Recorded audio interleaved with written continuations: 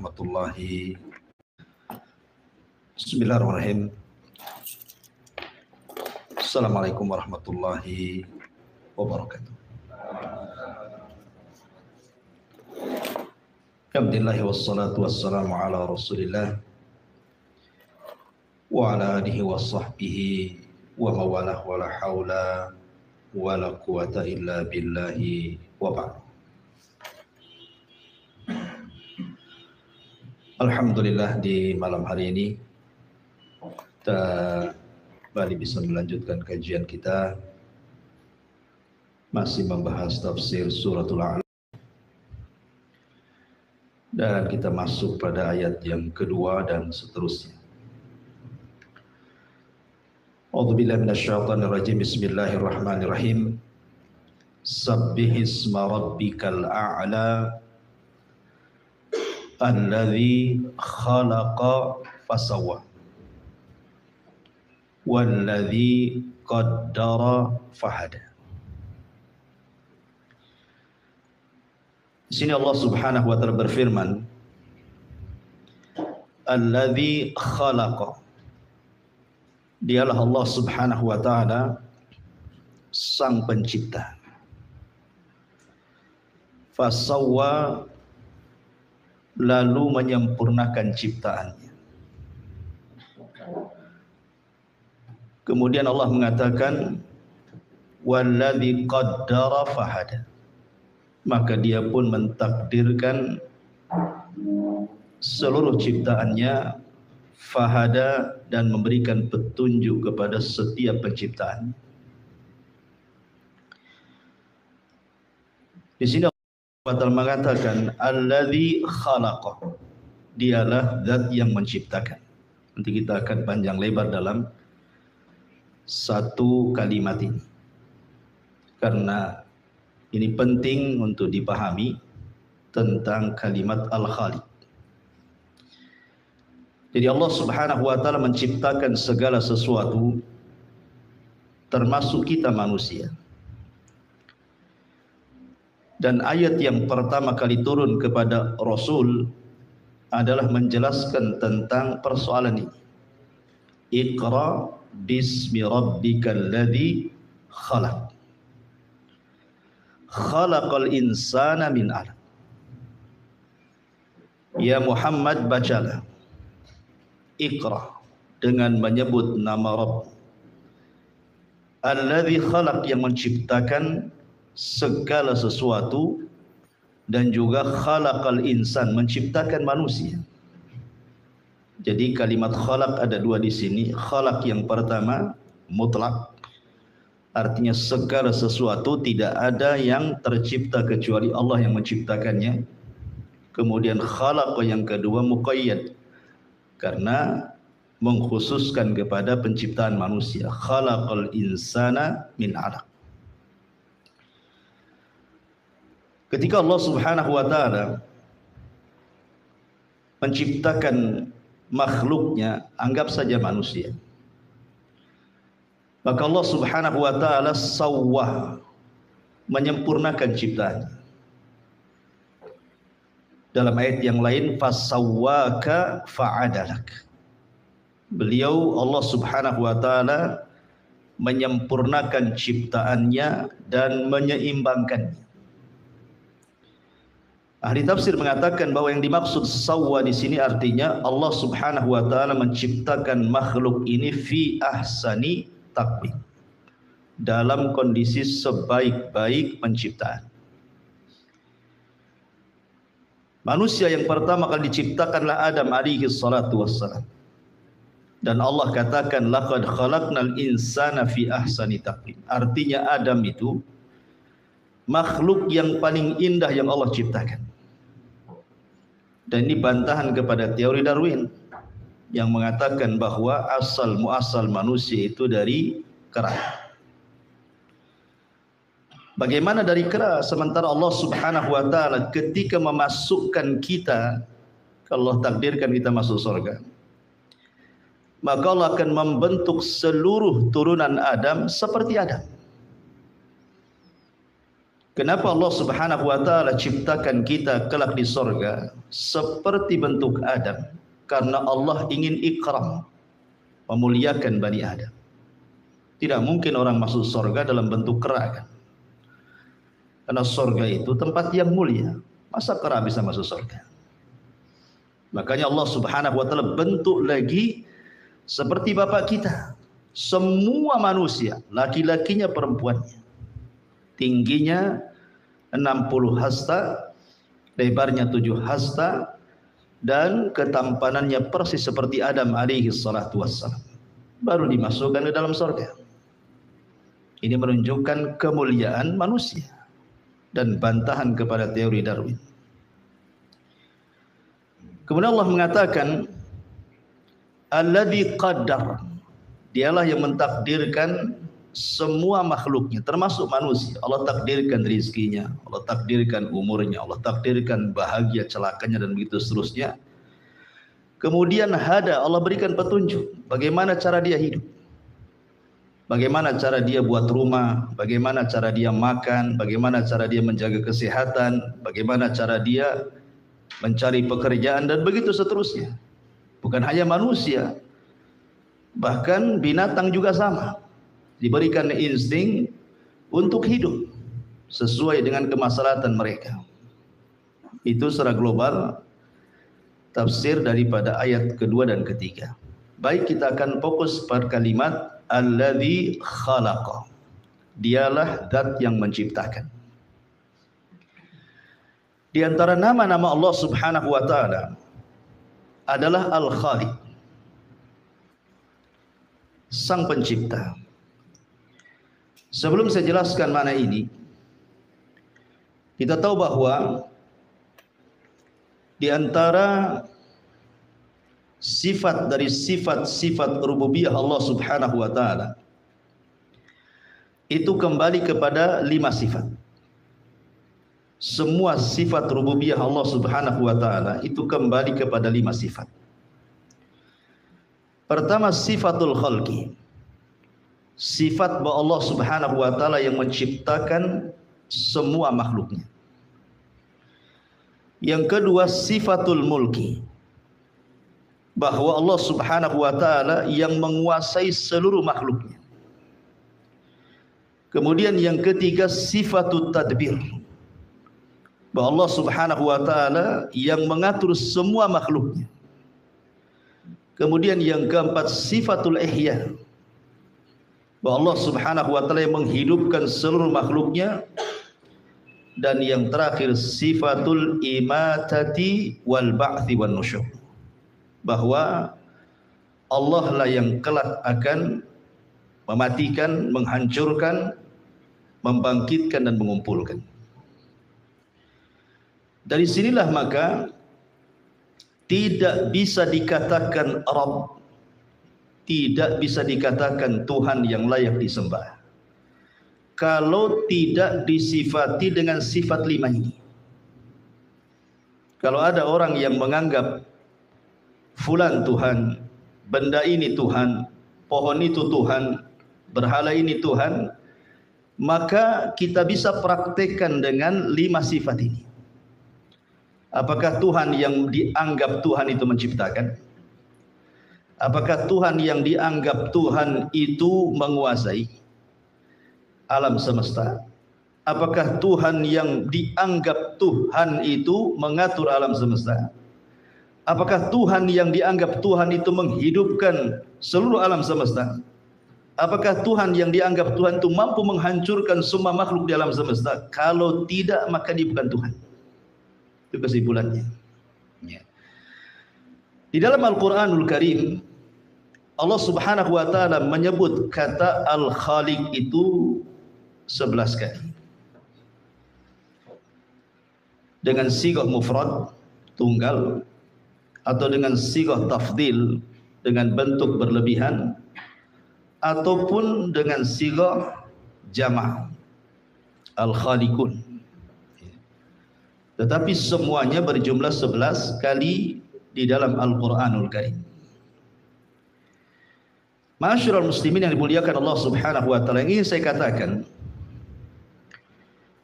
Di dalam Al-Quran itu ada dua kata, Al-Khaliq dan Al-Khalaq. Al-Khaliq dan Al-Khalaq. Apa maksudnya dan apa perbedaannya? Secara makna sama, pencipta. Sebagian ulama mengatakan bahwa Al-Khaliq itu mufrad, sang pencipta. Artinya menciptakan sesuatu yang belum ada sebelumnya dan belum ada misal sebelumnya. Allah Subhanahu wa taala menciptakan makhluk di mana makhluk ini tidak ada sebelumnya dan tidak ada misal sebelumnya. Itu disebut Al-Khaliq. Tapi Khalaq ini artinya Allah Subhanahu wa taala menciptakan makhluk dari makhluk dan sifatnya terus menerus seperti manusia, terus menerus ada penciptaan. Atau dengan kata lain, ma'asyiral muslimin yang dimuliakan Allah Subhanahu wa taala, bahwa ketika Allah Subhanahu wa taala menciptakan makhluk itu ada dua perkara yang antum harus paham. Terkadang Allah Subhanahu wa taala menciptakan makhluk itu tanpa ada asal. Allah ciptakan dengan kalimat kun fayakun. Memang tidak ada sebelumnya, kemudian Allah ciptakan makhluk itu dengan kalimat kun fayakun. Jadi maka jadilah. Seperti contohnya Allah Subhanahu wa taala menciptakan arsy. Allah ciptakan dengan kun, jadi. Allah menciptakan kolam pena. Allah katakan pena kun fayakun. Jadi maka jadi pena. Allah menciptakan langit dan bumi. Allah katakan kun fayakun. Allah menciptakan nar, api. Allah menciptakan nur, cahaya. Allah menciptakan bumi atau turab. Semua dengan kata kun fayakun. Kemudian yang kedua, Allah Subhanahu wa taala menciptakan sesuatu dari sesuatu yang sudah diciptakan. Dengan kata lain, Allah menciptakan makhluk dari makhluk. Seperti Allah Subhanahu wa taala menciptakan nur, cahaya, dari cahaya tercipta malaikat. Berarti malaikat tercipta dari makhluk yang namanya cahaya. Dan cahaya diciptakan oleh Allah dengan kun fayakun. Kemudian Allah ciptakan nar, api. Dari api Allah ciptakan jin. Berarti jin tercipta dari makhluk yang namanya nar. Dan nar dicipta oleh Allah dengan kalimat kun fayakun. Kemudian Allah menciptakan turab, menciptakan tanah dengan kun fayakun. Dari tanah itulah tercipta Adam alaihi salatu wassalam. Bisa dipahami? Jadi Allah Subhanahu wa taala menciptakan makhluk itu ada dua macam. Pertama, tidak ada materinya, langsung dengan kun fayakun. Kedua, Allah Subhanahu wa taala ciptakan makhluk dari materi yang sebelumnya sudah diciptakan Allah. Seperti malaikat, kemudian jin, manusia, dan yang lainnya. Sebagianlah mengatakan bahwa asal ciptaan manusia itu, asal ciptaan makhluk itu ada 4. Usulul khalqi namanya. Usulul khalqi itu arba'atun. Asal penciptaan itu ada 4 macam. Ada pertama dari nur, cahaya. Kemudian dari nar, api. Kemudian dari alma, air. Kemudian dari turab, tanah. Dari nur tercipta malaikat. Dari nar tercipta jin. Dari air tercipta segala sesuatu yang memiliki ruh. Tumbuh-tumbuhan, binatang, dan begitu seterusnya. Dan dari turab terciptalah Adam alaihi salatu wassalam. Baik, ma'asyiral muslimin yang dimuliakan Allah Subhanahu wa taala. Bicara tentang sifat Al-Khaliq, Allah Subhanahu wa taala sebutkan di dalam Al-Qur'an dan juga Nabi sallallahu alaihi wasallam menyebutkan dalam hadis Nabi sallallahu alaihi wasallam. Dari Al-Qur'an contohnya, Allah Subhanahu wa taala berfirman dalam surah Al-Hasyr 24, Huwallahul khaliqu al-bari'u al-musawwiru lahul asmaul husna. Dialah Al-Khaliq yang menciptakan. Dialah Al-Bari. Kalimat Al-Bari itu artinya yang Allah Subhanahu wa taala yang berusaha untuk membentuk, menyempurnakan ciptaannya. Al-Musawwir yang merancang sedemikian rupa. Makanya Allah Subhanahu wa taala mengatakan alladzi khalaqaka. Di situ ada nama Al-Khaliq. Fasawwaka fa'adalak. Di situ ada nama Al-Bari. Fi ayyi syai'in ma syaa rakkabak. Itu di situ ada musawwir. Biar antum paham. Ketika manusia membentuk atau membangun rumah, ada 3 pekerjaan kan ketika membangun rumah itu. Pertama, ada gambar dulu yang disebut dengan muhandis dalam bahasa Arab. Bahasa kitanya insinyur. Insinyur digambar dulu rumahnya kayak apa, kemudian dihitung habisnya berapa, batanya berapa, pasirnya berapa, besinya berapa, kan itu. Sebelum bangun rumah itu kan dihitung dulu. Yang kedua, baru kita datangkan tukang-tukangnya untuk membangun pondasinya, membangun tiangnya, membangun tembok sampai ke atap. Kemudian yang ketiga baru kemudian menyempurnakan. Ya, menyempurnakan dengan keindahannya, catnya warna begini, dan itu ya, interiornya harus begini. Itu semua rumah seperti itu. Tentu walillah matsalul a'la. Bagi Allah Subhanahu wa taala tentu permisalan yang lebih tinggi dibandingkan makhluk ketika membangun rumah. Nah, ketika Allah Subhanahu wa taala menciptakan makhluk juga dalam 3 proses. Pertama Al-Khaliq, yang kedua Al-Bari, yang ketiga Al-Musawwir. Al-Khaliq, Allah Subhanahu wa taala menciptakan. Menciptakan dulu, alladzi khalaqaka, dia ciptakan. Kemudian setelah itu fasawwaka fa'adalak. Allah sempurnakan, Allah seimbangkan, itu disebut Al-Bari namanya. Dalam ismu Allah itu namanya Al-Bari. Kemudian fi ayyi syai'in ma syaa rakkabak. Sesuai dengan kehendak Allah, seperti apa yang Allah kehendaki. Maka Allah indahkan ciptaannya, itu disebut musawwir namanya. Lah begitulah ketika Allah Subhanahu wa taala menciptakan makhluknya. Ma'asyiral muslimin yang dimuliakan Allah Subhanahu wa taala, dalam hadis Nabi sallallahu alaihi wasallam juga menyebutkan kalimat Al-Khaliq, seperti Allah mengatakan, Rasul mengatakan la ta'ata li makhluqin fi ma'siyatil khaliq. Tidak ada ketaatan kepada makhluk, tidak ada ketaatan kepada makhluk dalam rangka bermaksiat kepada Al-Khaliq yang menciptakan. Ma'asyiral muslimin yang dimuliakan Allah Subhanahu wa taala. Adapun makna Al-Khaliq sendiri, apa sih makna Al-Khaliq itu? Ada 3 makna. Di dalam Al-Quranul Karim ada 3 makna ketika para ulama menjelaskan makna Khaliq di sini. Yang pertama, ijadus syai'i minal adam. Menciptakan sesuatu dari ketidakadaan, itu disebut Al-Khaliq, menciptakan. Menciptakan sesuatu dari ketidakadaan. Seperti Allah mengatakan Allahu khaliqu kulli syai'in wa huwa ala kulli syai'in wakil. Dalam surah Zumar Allah mengatakan ayat ke-62, Allah dialah Al-Khaliq yang menciptakan kulla syai'in, segala sesuatunya.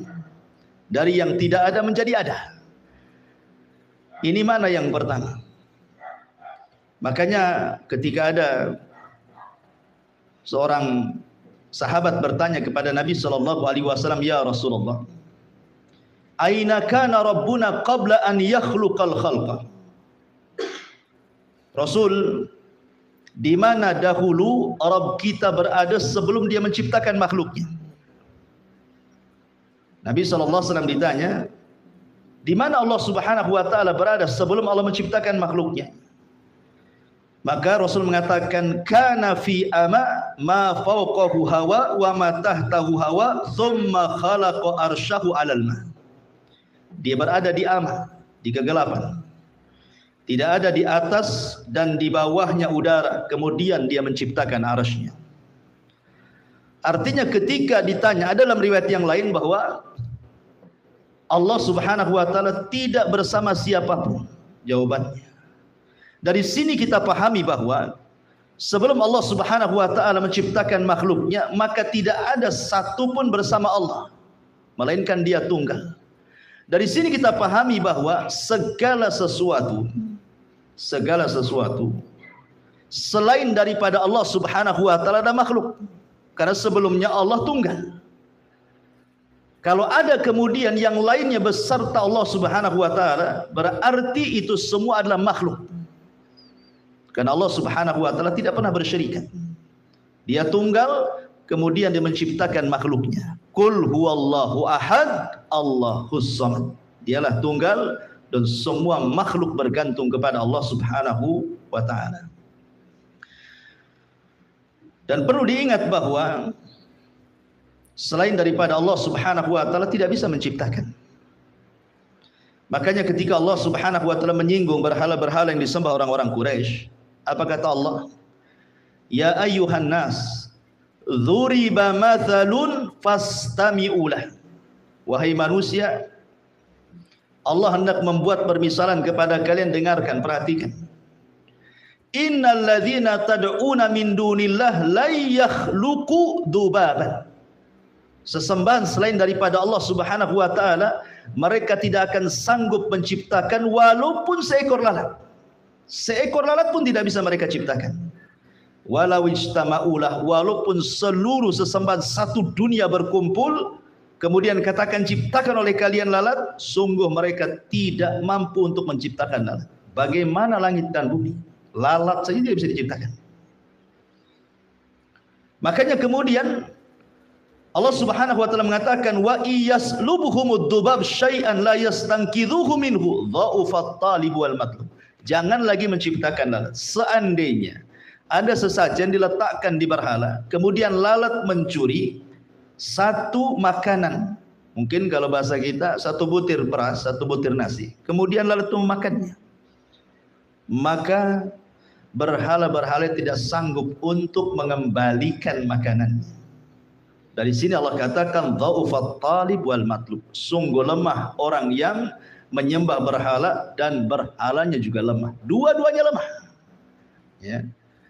Ma'asyiral muslimin yang dimuliakan Allah Azza wa Jalla. Maka Dialah satu-satunya pencipta dan tidak ada yang menciptakan selain Allah. Makanya kita lihat ada sahabat di zaman Rasul namanya Adi ibn Hatim. Zubair ibn Mut'im radhiyallahu anhu. Zubair ibn Mut'im. Dia datang dari Mekah untuk membunuh Nabi. Karena kerabatnya banyak yang mati di perang Badar. Dendam dia. Akhirnya kemudian dia datang ke Madinah dengan sembunyi-sembunyi. Ketika sudah dekat Masjid Nabawi, masjid di zaman itu kan gelap.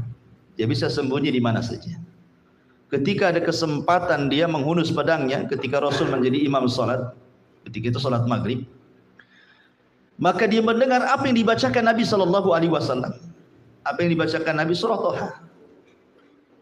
Ketika Nabi SAW sampai kepada ayat am khuliqu min ghairi syai'in am humul khaliqun am khalaqus samawati wal arbal la yuqinun.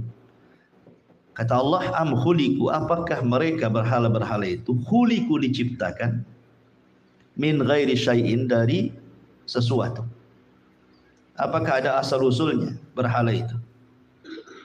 Am humul khaliqun, ataukah mereka ujug-ujug ada, tiba-tiba sudah ada saja berhalanya? Tentu harus dijawab ini.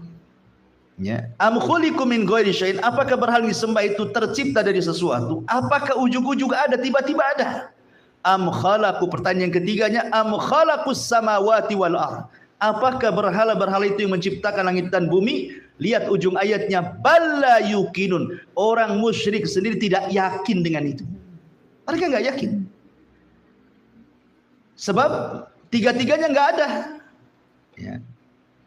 Kalau seandainya mungkin yang pertama bisa dijawab, am khuliqu min ghairi syai'in, apakah mereka diciptakan dari segala sesuatu? Jawabannya harus iya. Karena berhala yang mereka sembah dipahat dari batu. Lah, kalau dia Tuhan, kenapa pula dipahat dari batu? Ataupun amhumul khaliqun, ataukah mereka tercipta dengan sendirinya? Mustahil. Oh, mereka yang menciptakannya, mereka yang membuatnya. Kalau mereka yang membuatnya, berarti tidak mungkin mereka mampu menciptakan langit dan bumi. Oh, kondisi mereka sendiri tercipta oleh manusia. Dari situlah Zubair bin Mut'im kemudian menyarungkan pedangnya lagi. Dia berpikir, oh benar juga, selama ini saya menyembah Tuhan yang salah. Akhirnya hilanglah dendamnya, kemudian ada keinginan masuk Islam. Selesai sholat, dia datang kepada Rasul, bersyahadat, asyhadu an la ilaha illallah wa asyhadu annaka Rasulullah. Masuk Islam dia. Ya. Ma'asyiral muslimin yang dimuliakan Allah Subhanahu wa taala, ini mana yang pertama. Mana yang kedua, al-khaliq itu artinya at-tahyi'atu wat-taqdir wat-tashkil. Jadi Allah merancang, membentuk dengan sedemikian rupa. Makanya Allah mengatakan dalam surah Al-Mu'minun ayat 14, fatabarakallahu ahsanal khaliqin. Fatabarakallah ahsanal khaliqin. Kalimat ahsanal khaliqin, sebaik-baik ciptaan, karena Allah membentuk sedemikian rupa. Allah membentuk sedemikian rupa, makanya manusia ini tidak tercipta begitu saja. Ada prosesnya. Mulai dari segumpal mani, Allah ciptakan mani. Kemudian 40 hari berganti menjadi segumpal darah. Ciptaan lain lagi. Dari mani ke darah, Allah ciptakan lagi yang namanya gumpalan darah. Kemudian setelah 40 hari, Allah bentuk tuh, dibalut dengan tulang, dibalut dengan daging, jadilah dia janin 4 bulan, ya kan? Berarti atwah, nggak ujug-ujug jadi kan? Dari mani dulu, segumpal darah, baru daging dibalut tulang, dibalut daging, baru ditiupkan roh. Setelah lahir kemudian Allah Subhanahu wa taala ciptakan lain. Allah kasih dia ciptakan sebaik-baik mungkin. Diberi rambut yang indah, warna kulit, kan itu. Dan begitu seterusnya.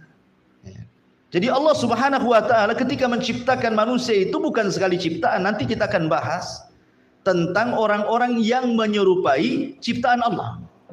Seperti para pelukis itu atau para pemahat itu. Bagaimana hukumnya? Itu ada 4 hukumnya. Ya, ulama ada 4 hukumnya. Bisa jatuh kepada syirik, kufur, ya kan? Bisa jatuh kepada dosa besar, fasik. Bisa jatuh kepada hal-hal yang diharamkan atau mungkin dibolehkan. Nanti kita akan pembahasannya nanti. Taib, ma'asyiral muslimin yang dimuliakan Allah Azza wa Jalla. Kemudian makna yang ketiga, makna al-khaliq adalah al-kadzib, dusta. Tapi tentu yang ketiga tidak bisa disematkan kepada Allah. Seperti Allah Subhanahu wa taala mengatakan, inna hadza illa khuluqul awwalin. Sungguhnya ini adalah kedustaan orang-orang dulu. Khuluq, khaliq gitu ya. Taib. Tasmiyatu ghairillah bismil khaliq. Memberi nama kepada selain Allah dengan nama Khaliq. Ketika antum membuat rumah, bukankah antum menciptakan rumah? Secara bahasa tidak masalah. Ana akhluqu bait. Saya menciptakan rumah secara bahasa. Tapi secara istilah tidak boleh. Karena secara istilah itu menciptakan sesuatu yang tidak ada atau yang tidak ada misalnya. Dan itu hak mutlak milik Allah. Manusia itu hanya bisa merangkai, bukan menciptakan. Karena rumah itu bahan bakunya sudah lebih dahulu diciptakan Allah. Pasirnya siapa yang menciptakan? Allah. Jadi dari pasir ini jadilah batu bata. Ya kan? Semen juga sama. Kemudian airnya, kemudian segala sesuatu. Ya. Bahan-bahannya itu sudah ada. Kita ini hanya merangkai, bukan mencipta. Sekali lagi, kita hanya merangkai, bukan mencipta. Karena bahan-bahannya sudah Allah Subhanahu wa taala ciptakan. Makanya kalau secara bahasa tidak masalah. Tapi kalau secara istilah, maka tidak boleh. Karena secara istilah tidak ada yang menciptakan kecuali Allah Subhanahu wa taala. Ma'asyiral muslimin yang dimuliakan Allah Subhanahu wa taala. Dan ketika Allah Subhanahu wa taala menciptakan makhluknya, ingat, Allah Subhanahu wa taala tidak seperti makhluk, tidak seperti kita. Kita ini membuat sesuatu itu pasti ada lelahnya, ada capeknya, ya kan? Lihatlah tukang-tukang bangunan itu. Mereka tidak tahan, ngelembur saja besoknya sudah pingsan. Ada batas kemampuan manusia itu membuat sesuatu pasti ada lelahnya. Tapi Allah Subhanahu wa taala tidak pernah disentuh dengan kelelahan. Ketika berkata orang Yahudi, "Innallaha khalaqal khalqa fi sittati ayyamin wa faragha minal khalqi yaumal jum'ati wastaraha yaumas sabti fa aqdzabahumullahu dzalika faqala ma massana min lughub." Orang Yahudi mengatakan di zaman Nabi, sungguhnya Allah Subhanahu wa taala ketika menciptakan makhluknya, maksudnya langit dan bumi, pada 6 hari. Maka selesai di hari Jumat, karena dimulainya di hari Ahad. Selesailah di hari Jumat Allah menciptakan langit dan bumi itu. Apa kata orang Yahudi? Wastaraha yaumas sabti. Maka Allah pun istirahat di hari Sabtu. Seolah-olah Allah lelah. Ketika menciptakan langit dan bumi 6 hari, hari Sabtunya lelah untuk istirahatnya. Maka Allah Subhanahu wa taala dustakan kata-kata orang-orang Yahudi itu, dan Allah Subhanahu wa taala turunkan surah Qaf ayat 38. Walaqad khalaqnas samawati wal arda wama bainahuma fi sittati ayyamin wama massana min lughub. Dan sungguh kami ciptakan langit-langit dan bumi itu dan di antara keduanya pada 6 hari, dan tidaklah kami disentuh dengan kelelahan. Allah bantah dalam Al-Quran, Allah tidak pernah lelah. Allah tidak pernah lelah. Karena manusia ini kalau lelah, bisa bermasalah kepada bangunan yang dibangunnya, atau bermasalah kepada dirinya. Ya kan? Pamannya dia ngantuk, tidur, jatuh dia dari ketinggian. Lagi masang atap ngantuk, enggak jatuh. Atau kelalaian dia ketika memasang sesuatu dalam bangunan bisa roboh. Ya. Sehingga kemudian mustahil Allah disentuh dengan kelelahan, karena lelah itu identik dengan istirahat, istirahat identik dengan ngantuk, akhirnya tidur kan begitu. Makanya ketika dulu saya ceritakan Nabi Musa alaihi salatu wassalam, ketika bertanya apakah Allah Subhanahu wa taala itu tidur, diutus malaikat.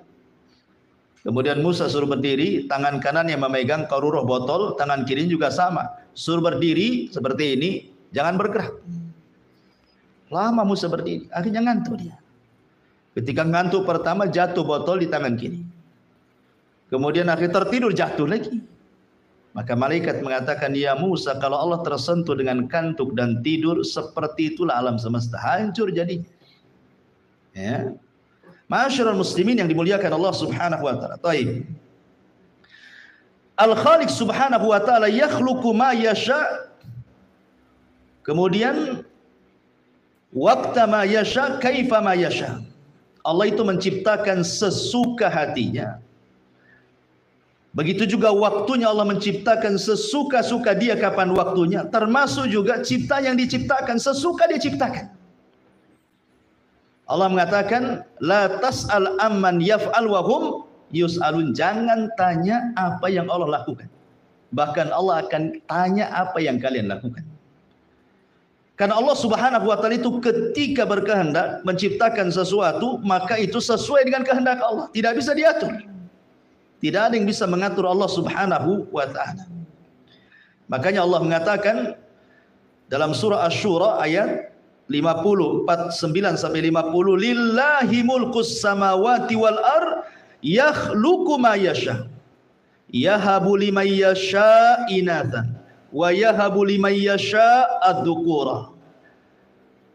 Allah lah pemilik langit dan bumi. Dia menciptakan sesuai kehendaknya. Terkadang Allah menganugerahkan kepada orang yang dikehendakinya terciptalah perempuan, ataupun menghendaki tercipta laki-laki. Lihat ketika keluarga Imran bernazar ingin punya anak laki-laki supaya bisa berkhidmat ke Baitul Maqdis. Rupanya mengandunglah perempuan Maryam. Karena Allah yang berkehendak kan itu. Kita berkehendak, Allah pula tidak berkehendak, tidak terjadi. Allah berkehendak, kita pula tak berkehendak, pasti terjadi.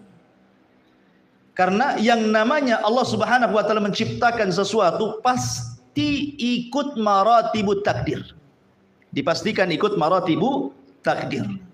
Apa maratibut takdir? Al-ilmu, al-kitabatu, al-masyiatu, al-khalq. Itu disebut maratibu takdir. Maratibu takdir itu artinya tingkatan-tingkatan takdir. Kalau orang awam mungkin beriman kepada takdir cukup mengatakan apa yang Allah kehendaki terjadi, apa yang tidak Allah kehendaki tidak terjadi. Itu iman kepada takdir masyarakat awam seperti itu. Tapi kalau bagi antum para talabatul ilmi ya bukan hanya sekedar ini. Harus paham namanya maratibu takdir namanya.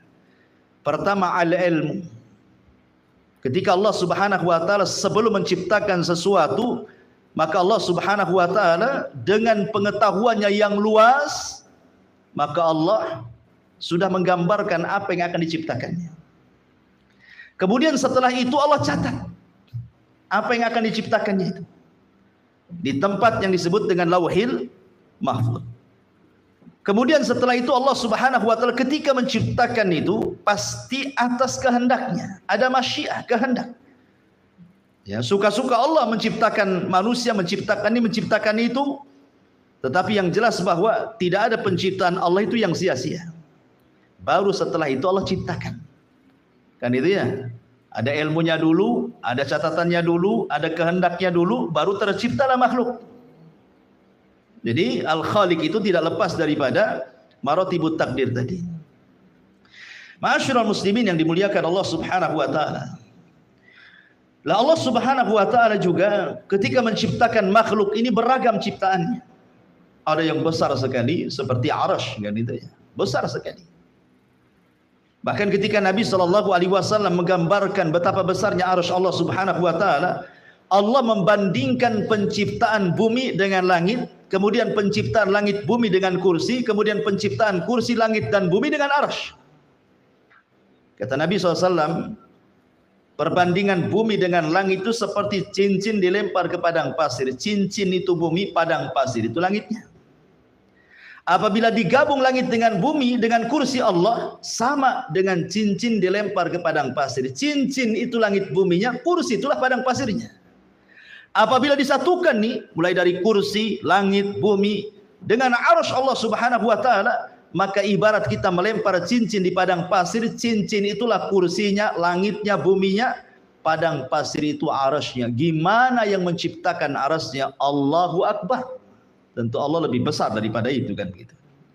Jadi Allah Subhanahu wa taala menciptakan makhluk beragam untuk menunjukkan bahwa Dia adalah Al-Khaliq, pencipta. Mampu menciptakan segala sesuatu. Dari yang besar sampai yang kecil. Makhluk Allah tidak mungkin menciptakan seperti yang Allah ciptakan. Manusia hanya merangkai. Dan itu pun terbatas. Ketika Allah Subhanahu wa taala menciptakan manusia, terus Allah ciptakan. Kulla yaumin huwa fi sya'n. Setiap hari Allah itu sibuk. Ya, melahirkan ini, mematikan ini, melahirkan ini, mematikan itu. Artinya kan di sini penciptaan terus berlangsung tuh. Setiap hari Allah ciptakan manusia. Sekarang ada pabrik. Coba memproduksi apa? Sampai di mana kuatnya pabrik memproduksi sebuah barang itu? Pasti ada rusaknya mesin itu. Ada lelahnya. Pasti ada lelahnya kan gitu ya. Tidak mungkin istimrar seperti itu kan. Dari situ saja menunjukkan kelemahan kita dan kekuatan Allah Subhanahu wa taala. Ma'asyiral muslimin yang dimuliakan Allah Azza wa Jalla. Tetapi di sana ada makhluk-makhluk Allah yang Allah muliakan. Dengan cara Allah ciptakan langsung dengan kedua tangannya. Seperti dalam sebuah hadis dari Abdullah ibn Umar radhiyallahu anhuma, Rasul mengatakan, khalaqallahu arba'ata asya biyadi. Allah Subhanahu wa taala menciptakan 4 perkara dengan tangannya. Yang pertama ada, Allah ciptakan langsung dengan tangannya. Makanya disinilah kenapa iblis hasad. Karena iblis tidak diciptakan langsung dengan tangan, diciptakan dari api. Kenapa Allah ciptakan Adam dengan tangannya? Supaya memadamkan kesombongan iblis. Itu keutamaan, ya kan? Kemudian yang kedua, wal arsh Dan Allah ciptakan arsy dengan tangannya, wal qalam, dan juga pena, kemudian wa jannatu adn, dan surga Aden. 4 perkara ini Allah Subhanahu wa taala ciptakan langsung dengan tangannya. Ada yang mengatakan yang lainnya termasuk juga alwah. Alwah itu maksudnya Taurat, kitab Taurat. Karena Allah mengatakan dalam surah Al-A'raf ayat 145, wa katabna lahu fil alwah, dan kami catat, ya. Maksudnya Allah sendiri yang mencatat dengan tangannya. Di mana? Di alwah, ya, di papan gitu ya. Min kulli syai'in.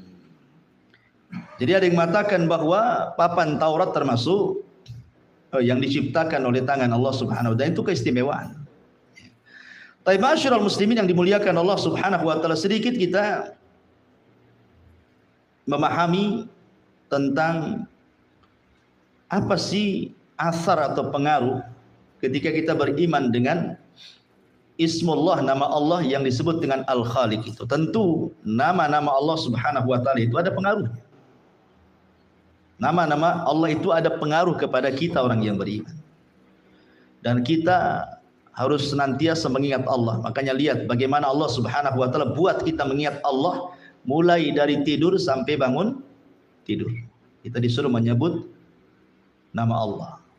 Sebelum tidur apa doanya? Bismikallahumma amutu wa ahya. Bismikallahumma amutu wa ahya. Dengan menyebut nama Allah, kan itu. Aku mati dan aku hidup. Menunjukkan bahwa sebelum tidur kita menyebut nama Allah. Bangun tidur juga sama. Alhamdulillahilladzi ba'dama amatana wa ilaihi nusyur. Lihat bagaimana Allah menyuruh kita untuk ingat selalu dengan Dia. Baik sebelum tidur atau sesudah tidur. Menunjukkan jangan sampai kita berlepas dengan Allah Subhanahu wa taala. Lah nama Al-Khaliq itu ada asar dalam keimanan. Ada pengaruh dalam keimanan apabila kita paham makna daripada kalimat Al-Khaliq itu. Di antaranya adalah kalimat Al-Khaliq itu yastalzimul iman biwahdaniyatihi subhanahu. Mengharuskan kita beriman dengan keesaan Allah Subhanahu wa taala. Kenapa? Karena di alam semesta ini tidak ada zat yang mampu menciptakan seperti yang Allah lakukan.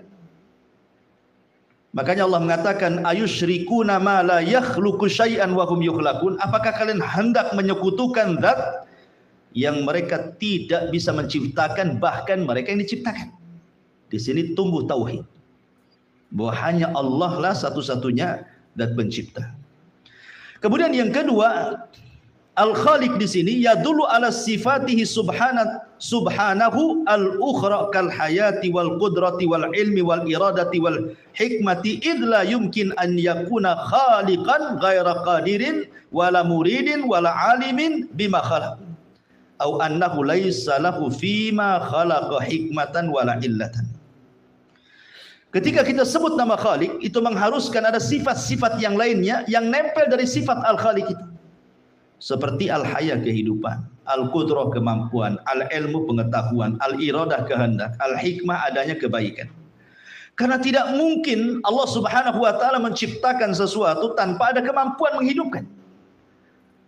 Atau tanpa ada kemampuan untuk menciptakan yang diciptakannya, atau tanpa ada pengetahuan, atau tanpa ada keinginan, atau tanpa ada hikmah kebaikan di dalamnya. Makanya kalimat Khaliq ini nanti akan nempel sifat-sifat yang lain di situ. Kemudian juga diantaranya juga Al-Khaliq di situ yastalzimul iman bihikmatihi subhanah min hadzal khalqi wa annahu qaimun 'alal haqq wa annahu subhanahu munazzahun 'anil abathi wal lahwi. Ketika Allah Subhanahu wa taala disebut Al-Khaliq, maka Allah Subhanahu wa taala menciptakan itu karena hikmahnya. Segala sesuatu yang Allah ciptakan ada hikmah di balik penciptaannya. Alima man alimah, jahila man jahilah. Ada yang orang tahu yang hikmahnya, ada yang tidak paham. Tapi yakinlah bahwa Allah Subhanahu wa taala menciptakan segala sesuatu, tidak ada yang main-main. Tidak ada penciptaan yang Allah ciptakan itu al-abath wal lahu, tidak ada. Allah menciptakan bukan main-main. Ya, makanya Allah mengatakan dalam surah Al-Mu'minun 115 dan 116, afahasibtum annama khalaqnakum abatha wa annakum ilaina la turja'un.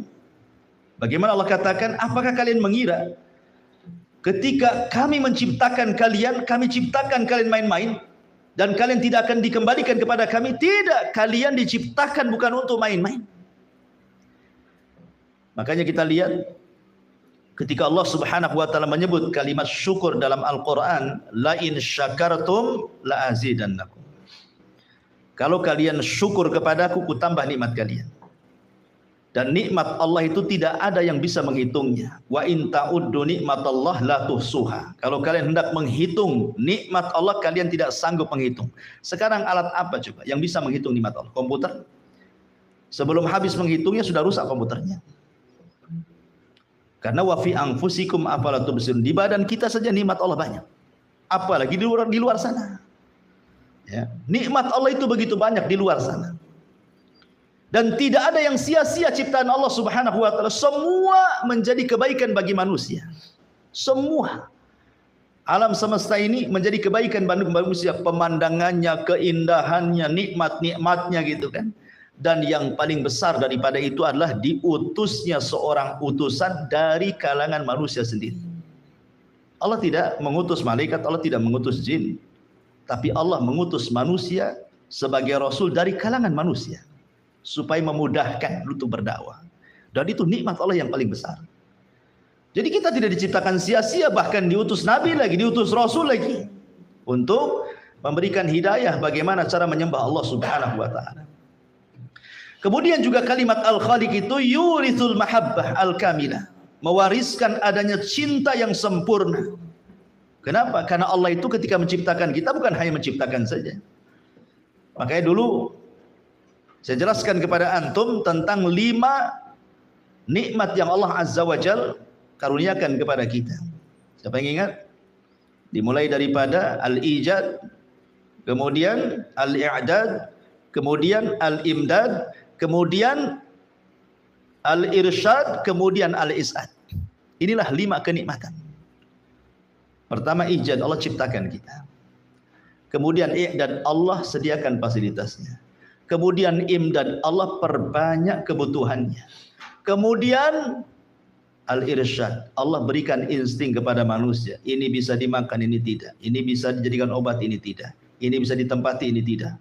Allah berikan irsyad. Kemudian terakhir Allah berikan kebahagiaan. Lah dengan fasilitas Allah itu Allah hanya minta satu, supaya kita bersyukur dengan cara apa? Jangan menyembah kecuali kepada Allah. Wa ma khalaqtul jinna wal insa illa liya'budun. Makna liya'budun kata Ibnu Katsir illa liwahiduni, agar mereka mentauhidkan aku dengan ibadahnya itu. Ya. Baik. Kemudian juga ketika kita bicara tentang Al-Khaliq, maka Al-Khaliq artinya yastalzim qabula syar'ihi, menerima semua syariat yang Allah turunkan, termasuk berhukum dengan Allah, redha dengan hukumnya, tidak boleh mengganti selain daripada hukum Allah Subhanahu wa taala. Karena Allah mengatakan ala ya'lam man khalaqa wa huwal latiful khabir. Tidakkah mereka tahu siapa yang menciptakan mereka? Berarti kalau tahu Allah yang menciptakan, berarti semua makhluk harus ikut aturan Allah. Allah sudah menurunkan nabi, rasul, dibuat aturan bagi manusia. Kenapa demikian? Kenapa kita harus mengikuti aturan Allah dan syariatnya? Karena Allah yang menciptakan kita, Allah yang paling tahu maslahat kita. Adapun aturan-aturan yang dibentuk oleh manusia, undang-undang dibuat manusia, tidak semua membuat maslahat. Kenapa? Karena mereka tidak paham kehendak kita manusia. Tapi Allah yang menciptakan kita paham maslahat kita. Makanya dibuat undang-undang untuk kemaslahatan manusia. Betapa banyak undang-undang yang dibuat manusia merusak. Tetapi tidak ada undang-undang yang merusak dari Allah, karena Allah tahu kemaslahatan manusia. Nah, itulah hebatnya Allah Subhanahu wa taala. Dari sinilah kalau kita sudah tahu la ta'ata li makhluqin fi maksiatil khaliq. Tidak ada ketaatan kepada makhluk dalam rangka bermaksiat kepada Allah Subhanahu wa taala. Ma'asyiral muslimin yang dimuliakan Allah Subhanahu wa taala. Adapun dalil bagaimana tahu bahwa Allah adalah Sang Khaliq? Apa tandanya, apa alamatnya, apa dalilnya? Kalau Allah Subhanahu wa taala satu-satunya Sang Khaliq, itu apa dalilnya? Burhannya apa? Kan itu ya. Maka tentu secara fitrah, secara akal, secara dalil qaul, secara dalil nakal, semua terjawab. Yang pertama secara fitrah. Bukti wujudnya Allah Subhanahu wa taala itu tidak perlu belajar, ikhwan. Tidak perlu belajar. Bukti wujudnya Allah. Fitrah mengakuinya. Contoh nih, kalau antum lihat pesawat. Antum kan hanya lihat pesawatnya saja. Tapi antum tidak lihat pilotnya. Antum lihat pilotnya? Kan tidak. Hanya lihat pesawatnya saja kan. Tapi antum yakin bahwa pesawat itu terbang pasti ada pilotnya. Tidak mungkin terbang sendiri. Drone saja yang nggak ada pilotnya tidak mungkin terbang sendiri kecuali ada yang main ininya kan, yang memainkannya kan, remote-nya kan. Tidak mungkin tiba-tiba terbang begitu saja. Itu pesawat tuh, makhluk kecil. Bagaimana dengan alam semesta yang besar? Masa nggak ada penciptanya? Mustahil. Ya. Pasti ada yang menciptakannya, ada yang mengaturnya. Mustahil tiba-tiba ujung-ujung ada, itu udah mustahil. Makanya ingat ketika saya menceritakan tentang perdebatan Abu Hanifah dengan seorang ateis. Ya kan? Ketika kemudian ateis ini menantang debat Abu Hanifah, kemudian Abu Hanifah telat datang dalam perdebatan itu. Kemudian Abu Hanifah menjelaskan kenapa telatnya. Kata Abu Hanifah, kamu sudah tahu bahwa perjalananku ke tempat ini harus menyeberangi sungai katanya. Jadi tidak bisa tergesa-gesa. Cuman masalahnya yang buat aku terlambat itu, ketika aku hendak menyeberangi sungai, kok di depan saya ada pohon. Pohon itu tumbang sendiri, terpotong-potong sendiri, terserut sendiri, tiba-tiba terangkai jadi perahu sendiri, tiba-tiba aku naik ke dalam perahu itu, tiba-tiba jalan sendiri, tiba-tiba mengantarkan aku ke tempat tujuan ini tanpa ada yang nahkodanya, tidak ada yang mengantarkan, dia jalan sendiri. Kata orang ateis ini, kadzabta, dusta kamu. Mana ada katanya. Abu Hanifah, kalau gitu selesai debatnya. Kenapa? Kenapa kata Abu Hanifah kalau gitu selesai debatnya? Sudah menang Abu Hanifah. Kalau dia mengatakan kadzabta, dusta, itulah jawabannya. Kalau orang ateis saja mengatakan kadzabta, dusta, ceritanya Abu Hanifah. Iyalah jelas. Tidak mungkin pohon tumbang sendiri kecuali yang menumbangkannya. Tidak mungkin terpotong sendiri kecuali yang memotongnya. Tidak mungkin terserut sendiri kecuali yang menyerutnya. Tidak mungkin terangkai jadi kapal kecuali yang membuatnya. Tidak mungkin pula kapal berjalan kecuali nakodanya. Ini kapal. Dari pohon jadi kapal. Ada yang menciptakannya. Lah alam semesta masa ujung-ujung ada kan. Sudah selesai. Benang saya debat. Karena dia sudah mengatakan kadzabta, dusta. Itulah jawabannya. Berarti kamu mengakui alam semesta ini ada sang Khalik pencipta. Karena mendustakan dongengannya Abu Hanifah. Ya. Kalau dia mengatakan sodakta, engkau benar, berarti adalah perdebatan di situ. Ketika dia mengatakan kadzabta, dusta, berarti dia mengingkari, berarti sesungguhnya dia meyakini alam semesta tidak mungkin tercipta kecuali ada yang menciptakan. Makanya sering saya katakan sama antum, fitrah manusia itu kullu maulud yuladu alal fitrah. Lihat orang-orang yang di hutan-hutan belantara sana. Yang di hutan-hutan itu. Kita lihat mereka menyembah aneh-aneh kan. Menyembah pohon, menyembah akar, menyembah ular, macam-macam di hutan itu. Orang-orang yang ada di hutan primitif lah. Zaman sekarang sudah ada, nggak ada. Zaman dulu ya kan. Loh kenapa mereka sampai menyembah seperti itu? Karena mereka yakin ada yang menciptakan mereka. Cuman mereka salah mengambil sesembahan gitu saja. Karena tidak diutus Nabi kepada mereka. Tapi fitrah bahwa alam semesta ini ada yang disembah. Maknanya ada yang menciptakan. Sudah tertanam pada setiap orang itu. Cuman salah aja mereka cari sembahan kan itu ya. Karena Rasul tidak sampai. Dari situ fitrah mengakui bahwa di alam semesta ini ada sang Khalik pencipta. Itu fitrah. Fitrah manusia tidak mungkin mengingkari. Ya. Ma'asyiral muslimin yang dimuliakan. Adapun secara dalil hissi, indrawi. Ya, kita dapat mendengar, menyaksikan ada orang berdoa tiba-tiba dikabulkan doanya, atau kita sendiri berdoa kemudian setelah itu dikabulkan doanya. Nah, siapa yang mengabulkan doa kita? Coba, antum berdoa berarti ada sang Khalik di situ yang menciptakan, yang mengabulkan kita ini kan dengan penciptaan dia. Ya, diciptakan pengabulannya.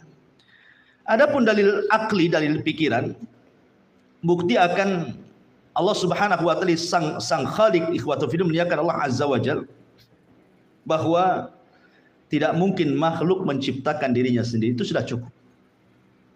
Tidak mungkin makhluk menciptakan dirinya sendiri. Pasti ada yang menciptakan.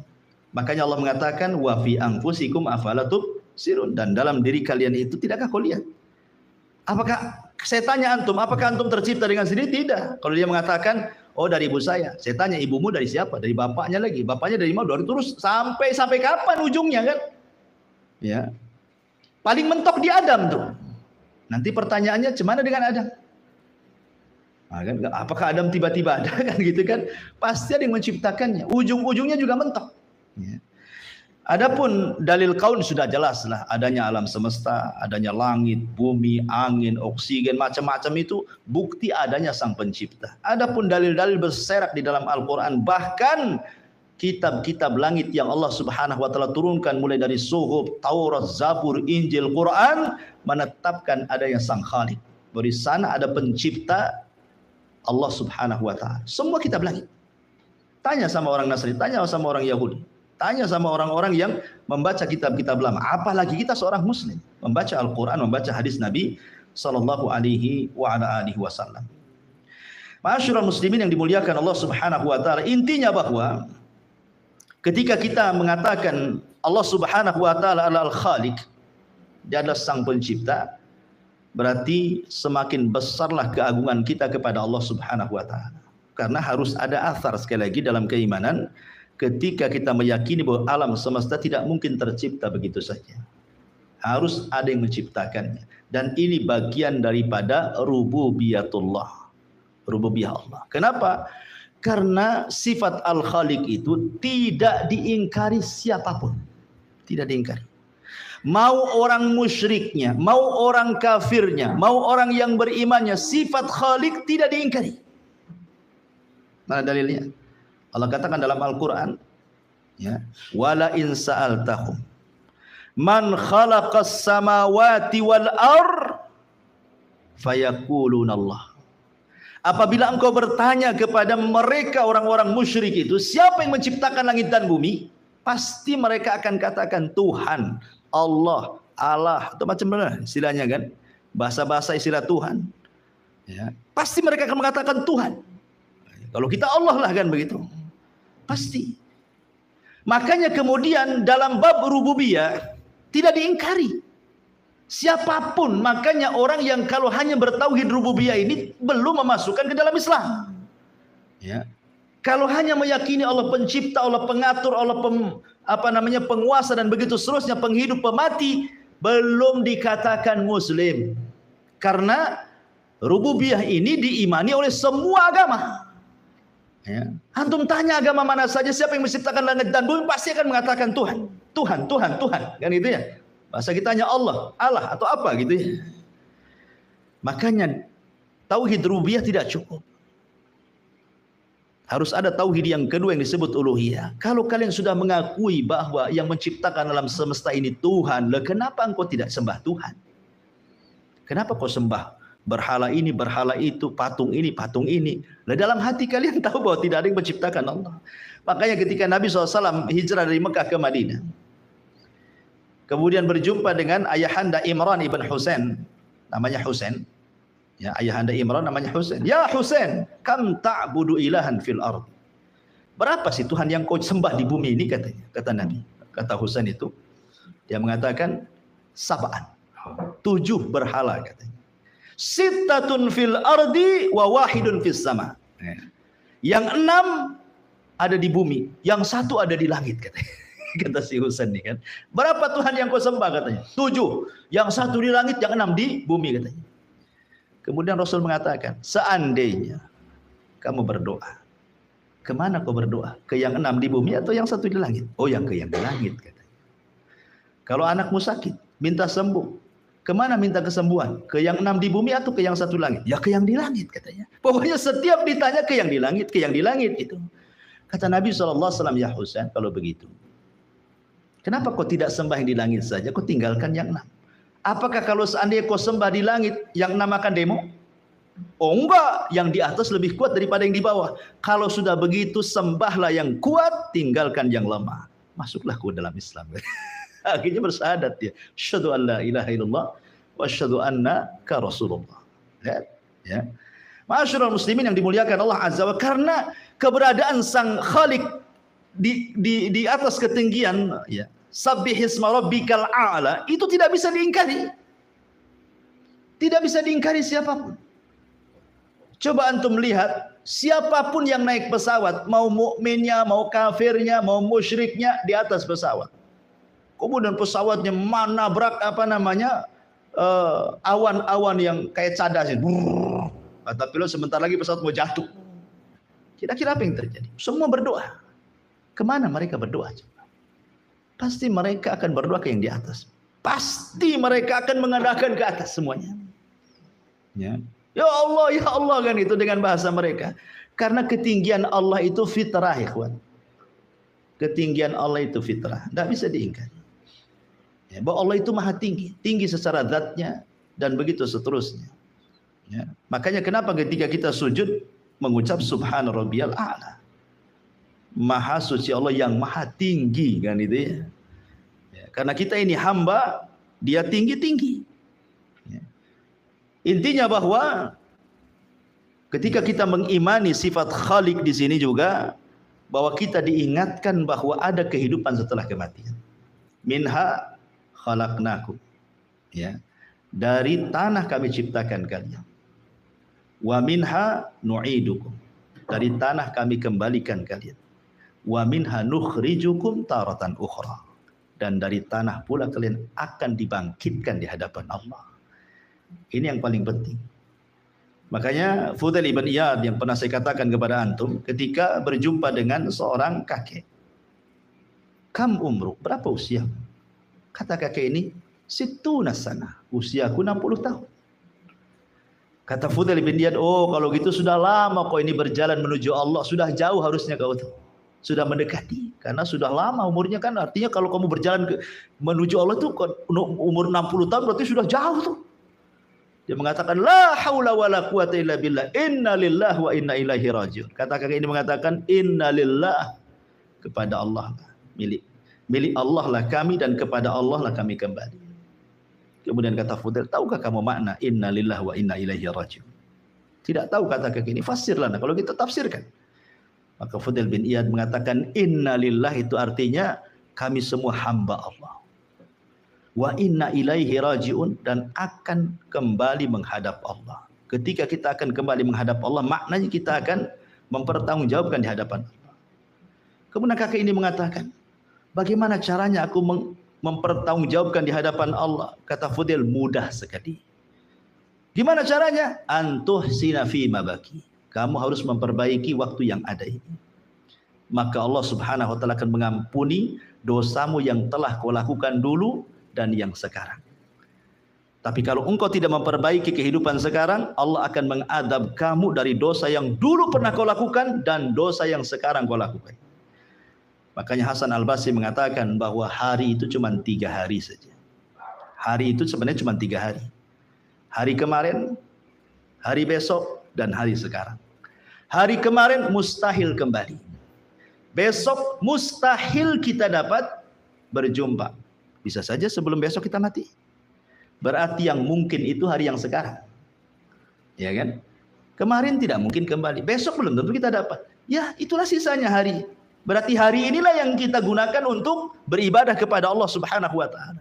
Nah, itulah pentingnya ketika kita memahami makna al-Khaliq. Wallahu a'lam bishawab. Ini diantara penafsiran ayat yang kedua, alladzi khalaqaka fasawwaka fa'adalak, alladzi khalaqa fasawwa walladzi qaddara fahada. Baik, sampai di sini kita buat tanya jawab. Kalau ada yang bertanya silakan. Kalau enggak, ya ikan gabus ya, makin cepat makin bagus. Kita baik, silakan. Allah dengan kalimat kun fayakun itu Iya. kan mutlak dengan milik Allah. Baik. Terkadang kita mendengar komentar saudara kita yang menggunakan hal itu bagaimana? Dukun gitu. Dukun ataupun dia Kun fayakun gitu. Nggak bisa, nggak boleh. Ya, itu tukang sulap yang gitu-gitu biasa. Itu dusta kalau dia mengatakan kun fayakun, umpamanya tukang sulap kan, dia nutupi botol dengan kain, nanti botolnya jadi dari botol kaca jadi botol plastik gitu kan, kun fayakun, nah, itu sedang berdusta dia. Nggak ada yang bisa kun fayakun kecuali Allah Subhanahu wa Ta'ala. Tidak ada. Itu semua para pendusta, tukang sulap, ya, atau mungkin bahasa kitanya simsalabin abrakadabraka. Jadi nggak bisa, itu tukang sulap, itu penipu. Kun fayakun itu mutlak milik Allah. Makanya ketika orang-orang Nasrani mereka menganggap bahwa Isa itu adalah anak Tuhan, maka Allah Subhanahu wa Ta'ala katakan, inna mathala Isa kamathali Adam khalaqahu min turab thumma yaqulu kun fayakun thumma qala lahu kun fayakun. Sungguhnya permisalan Adam itu, permisalan Isa itu sama dengan Adam. Allah ciptakan dia dari tanah, kemudian Allah katakan kun fayakun. Sekarang Isa kalau kita katakan sumbernya, Isa bersumber dari Maryam. Isa bersumber dari Maryam, madahnya gitu ya. Sementara Adam bersumber dari tanah. Mana yang lebih utama, tanah ataukah Maryam? Sementara Maryam sendiri kalau asal usulnya nanti ke tanah juga. Nah itu ya. Kenapa kalian tidak menuhankan Adam, malah menuhankan Isa? Padahal penciptaan Adam sama dengan Isa, bahkan lebih. Kenapa? Karena Adam tanpa ayah dan bapa, Hawa tanpa ada ibu, Isa tanpa ada bapa, dan antum semua ada bapa ada ibu, ya kan? Artinya bahwa ini penciptaan ini juga termasuk dalam pembahasan kita, bahwa Allah Subhanahu wa Ta'ala mampu menciptakan makhluk tanpa ayah dan ibu. Allah mampu menciptakan makhluk tanpa ibu Hawa. Allah menciptakan makhluk mampu tanpa bapak seperti Isa. Dan Allah mampu menciptakan kalian semua dengan adanya ayah dan bapa. Dan ini kan ala kulli syai'in qadir namanya. Allah itu atas segala sesuatu mampu. Yang dianggap mustahil bagi kita, Allah itu mampu menciptakannya. Apa yang tidak mampu bagi Allah? Semua Allah mampu menciptakannya. Ya, jadi itu juga bantahan kepada mereka orang-orang Nasrani. Wallahu a'lam. Ya. Allah kan menciptakan makhluk semuanya sempurna. Bagaimana dengan yang terlahir dalam keadaan yang kalau kita lihat itu tidak sempurna? Cacat. Ya. Allah Subhanahu wa Ta'ala menciptakan sesuai dengan kehendaknya. Secacat-cacat apapun manusia, tetap itu ciptaan Allah, dan itu lebih sempurna dibandingkan makhluk yang lainnya. Walaupun dia cacat, ya, lebih sempurna. Ya, tadi saya katakan bahwa kenapa demikian? Karena Allah Subhanahu wa Ta'ala menciptakan makhluk itu tidak ada yang bisa menirunya. Seperti Allah Subhanahu wa Ta'ala, saya bahas tadi lupa ya, tentang tidak boleh meniru ciptaan Allah Subhanahu wa Ta'ala. Saya di mukadimah saya katakan ada 4 pembahasan. Ya. Pembahasan yang pertama, barang siapa yang meniru ciptaan Allah dalam rangka untuk disembah, maka ini syirik dan kufur.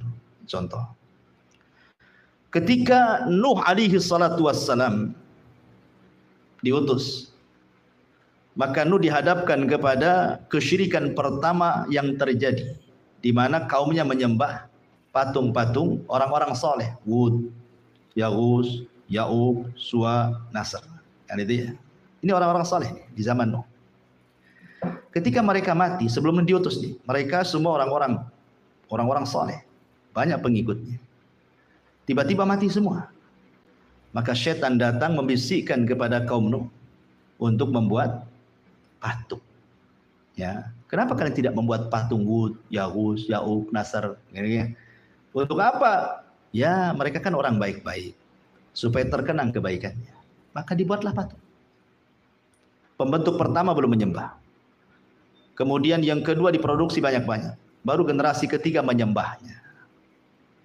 Kalau tujuan membuat ciptaan Allah ini kan membuat persis seperti ciptaan Allah kan gitu ya. Dibuatnya patung Wad seperti Wad, dibuatnya patung Suwa seperti Suwa kan itu. Tujuannya apa? Disembah. Atau contoh yang lain Samiri. Ketika dia membuat anak patung sapi, ya kan? Kan persis seperti sapi. Persis seperti ciptaan Allah, dibuatnya patung sapi dari emas.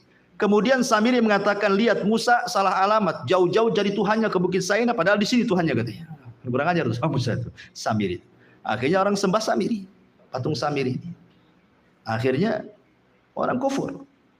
Kalau tujuan kemudian membentuk seperti ciptaan Allah Subhanahu wa taala, ini syirik. Kalau dalam rangka disembah. Ini syirik, ini kufur, keluar dari Islam, kafir, masuk neraka, khalidan fihi. Dia dikekalkan di dalamnya. Karena tujuannya menciptakan makhluk seperti yang Allah ciptakan dalam rangka menyekutukan Allah. Ini satu.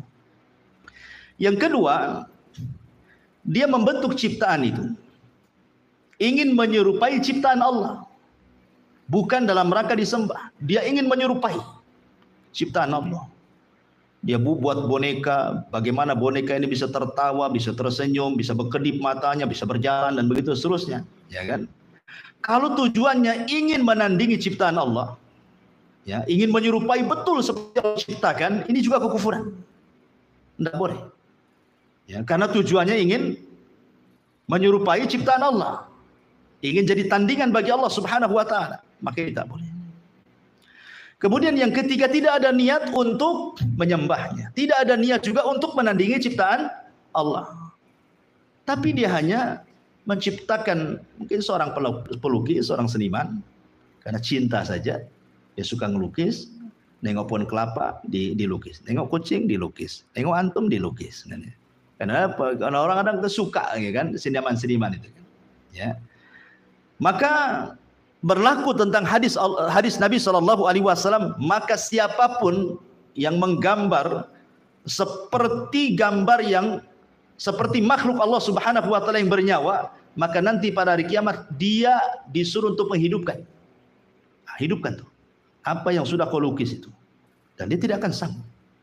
Makanya sekeras-kerasnya azab pada hari kiamat itu musawwir. Orang yang tukang gambar. Maksud gambar di sini adalah dzatul arwah, gambar-gambar yang ada ruhnya di situ. Kemudian yang keempat, tapi kalau yang digambar selain daripada dzatul arwah, nggak masalah, ya, gambar gunung, gambar ini, pokoknya nggak ada arwah-ruhnya, tidak ada masalah. Nah, kemudian ada polemik yang lainnya, gitu ya, ada dikecualikan kalau seandainya seperti mainan anak-anak. Kalau itu sifatnya dihinakan supaya membolehkan. Boneka gitu, dihinakan itu bukan diagungkan. Dihinakan, kadang diinjak, kadang ditiduri, kadang jadikan guling, kadang dilempar-lempar, itu kan dihinakan sifatnya. Maka sebenarnya mengatakan tidak ada masalah kalau itu dalam rangka dihinakan, bukan dipajang, bukan diagungkan. Ya. Dan walaupun sebagian ulama ada yang mengatakan tidak boleh keras gitu ya. Kecuali kalau tidak dalam bentuk kepala. Karena Rasul mengatakan as-suratu fir ra'si, bahwa gambar itu ada di kepala. Makanya kalau membuat gambar sesuatu, maka dirusaklah kepalanya, entah dicoret matanya atau apa gitu kan. Kan buku-buku kan ada yang bergambar itu, coret-coret gitu saja. Ya. Makanya kalau kita melihat dunia ruqyah, orang yang meruqyah itu, di antara syarat-syaratnya orang yang diruqyah itu rumahnya jangan ada gambar-gambar, supaya ruqyahnya manjur gitu ya. Karena itu kadang-kadang ditempati tempat syaitan di situ. Suruh buang gambar-gambar itu kalau ketika diruqyah itu. Ya tanyalah sama peruqyah itu. Ya tapi kalau gambar-gambar yang lain selain daripada dzatul arwah tidak ada masalah. Ya, wallahu a'lam. Cuman polemik ulama juga tentang foto. Ya, tentang kamera, handphone, termasuk gambar, yang mengatakan tidak. Ya, karena itu sama dengan orang bercermin. Ya kan, orang bercermin kan nampak kita. Cuman kalau bedanya, kalau cermin itu hilang dengan hilangnya kita, kalau ini tersimpan gitu saja. Walaupun juga sebagian yang lain mengatakan tetap gambar. Ada yang sampai mengatakan walaupun foto tetap gambar. Dan hanya dibolehkan itu dalam kondisi-kondisi darurat, seperti untuk KTP, untuk apa dan lain sebagainya. Nah, ini juga kalau kita mau dalami soal hukum gambar itu memang kemana-mana hukumnya. Ya. Wallahu a'lam. Segera cukup. Subhanakallahumma bihamdika asyhadu an la ilaha illa anta astaghfiruka wa atubu ilaik. Allahu ta'ala. Assalamualaikum warahmatullahi wabarakatuh.